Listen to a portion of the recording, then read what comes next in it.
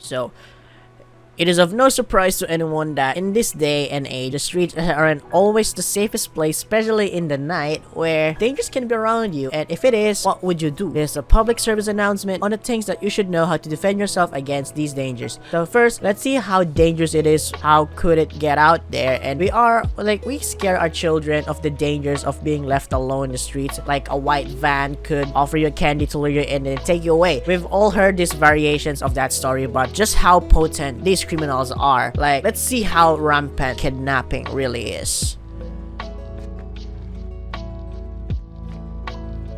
As we all know, Philippines isn't that great of a country when it comes to safety. Shootings, robberies, kidnapping, and so much more happen on a daily basis. Mostly, kidnappers prey on the weak of our society, the street children, where they are brought into human trafficking and sometimes become victims of organ harvesting. In 2012, the Philippines was numbered 29 in terms of kidnapping. In recent years, kidnapping rates in the Philippines fluctuated, mostly among the years of 2003 and 2012. Last 2018, it was reported that kidnapping rates increased by 3% compared to the 2017 statistics. Recently, there has been news circulating regarding the alleged kidnapping of 9 teenagers in Pasay City, which caused fear to people. It has been a real threat in the country for many years. However, there are numerous preventions and tips to avoid this unfortunate incident.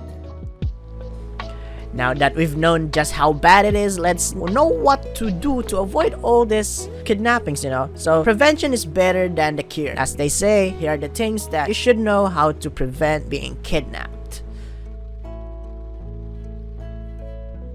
Today, I will be discussing about the 10 best self-defense weapons you can carry in your purse. 35% of women in the world have experienced violence in their lifetime. 16% of women fear for their lives because they believe they would be a victim of violence by a friend or a close relative.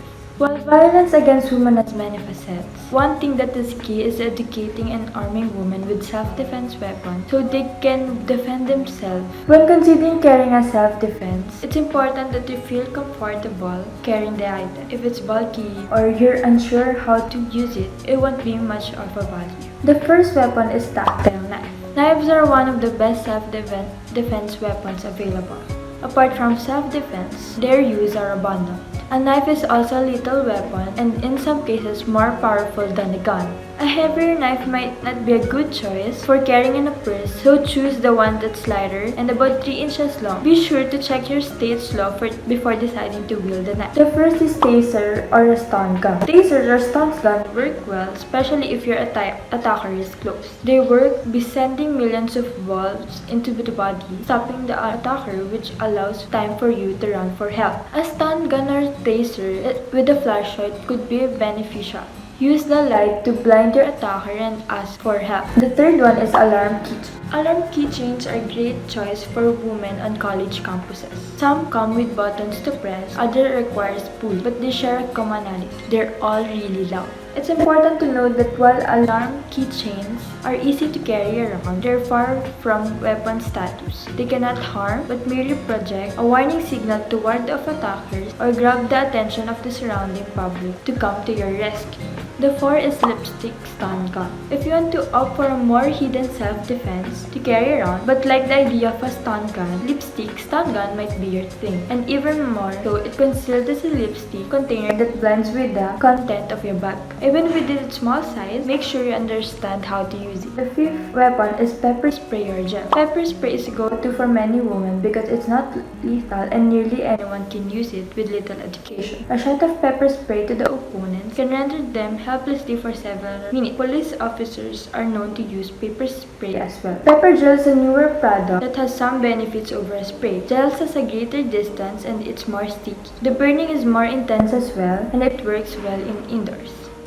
I'm gonna tell you another example of self-defense tools. Another example is a self-defense cap. And self-defense cap is just a normal looking cap, but it has a hard metal inside. So if you slam it to the offender, he can get dizzy and you can run away. Another example is the self-defense ring. A self-defense ring is a ring that has a point in the front so that if you punch the offender, it will pierce his skin and you can run away.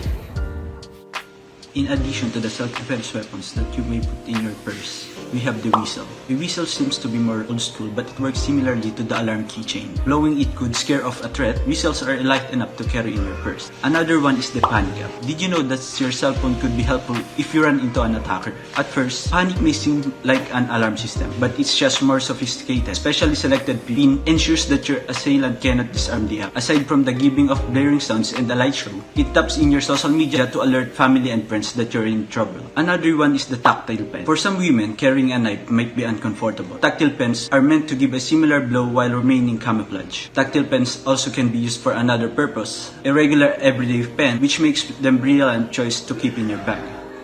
Hello. Since kidnapping is recently getting rampant in our country, here are tips on how to avoid being kidnapped and staying safe. First, self-awareness. Most kidnapping and ransom situations can be avoided with a little self-awareness. Being aware of who you are, where you're going, and how others might perceive you. Do not stand out by wearing clothes and jewelry that are culturally inappropriate and might draw attention. Serve others and blend in as much as possible. Constantly reevaluate your surroundings and the people around you. Second, be familiar with your surroundings. Being familiar with your surroundings is critical with your personal security and well-being. You should know exactly who is picking you up at places and you know the destination. Third is transportation. If you're renting a car, always check in around the car before entering the vehicle. Always keep your gas tank half full. Avoid illegal taxis and only use taxis or chauffeurs that have been vetted by your company or organization. Avoid traveling alone if possible. Avoid spontaneous or unscheduled trips to unfamiliar locations. Avoid traveling to rural areas. Lock your car or taxi door and keep the windows up at all times. Fourth, change your routine. Innocently, people are not very good about evaluating potential risks. In order to mitigate personal security issues and potential kidnap situations, you should consider changing your routine once in a while. If possible, identify and use different routes to your hotel or place of work. And final, the fifth tip is don't be a victim. Always present yourself to the outside world. The way you present yourself actually matters. Don't be a soft target for a robbery. Walk and talk with confidence, but don't draw attention to yourself. Carry your purse or briefcase across your chest and under your shoulders. Don't wear high heels or sandals if possible. Be polite but assertive to strangers. Avoid ATMs if possible. Carry very little cash with you and be aware of people around you. Don't accept drinks, gums, cigars, or food from people you are not familiar with. Thank you. These are a possible tips on how to avoid it.